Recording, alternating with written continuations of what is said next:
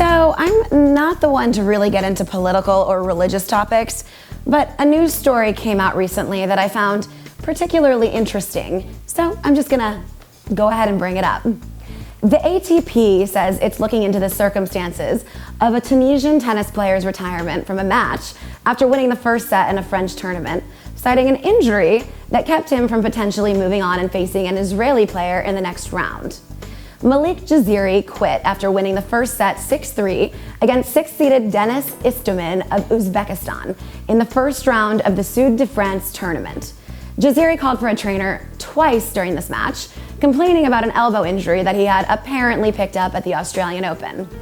Had Jaziri beaten Istomin, he would have then moved on to play Israel's Dudi Sela in the next round. Now, let's look at some of Jaziri's history that's strikingly reminiscent of this current situation. In 2013, Tunisia's Tennis Federation ordered Jaziri to withdraw from a match against an Israeli opponent at a second-tier tournament in Uzbekistan. Jaziri had been scheduled to play Israel's Amir Weintraub in the quarterfinals. As a result of this, the International Tennis Federation banned Tunisia from the 2014 Davis Cup, saying the Tunisian Federation was guilty of interfering with international sporting practice.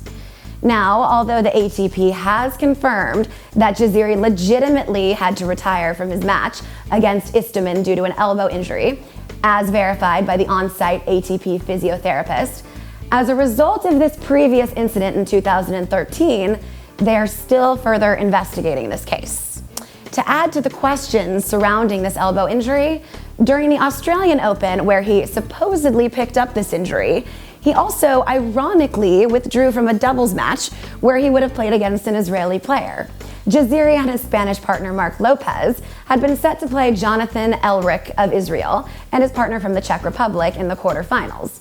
But coincidentally, that darn elbow injury forced Jaziri to withdraw prior to this match. The Tunisian Tennis Federation has not replied to inquiries surrounding these incidents, so you're left to draw your own conclusions.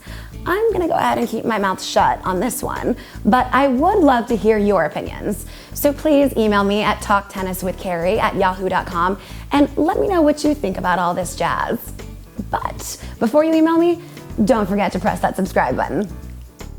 The BNP Paribas Open in Indian Wells, which is close to Palm Springs, California.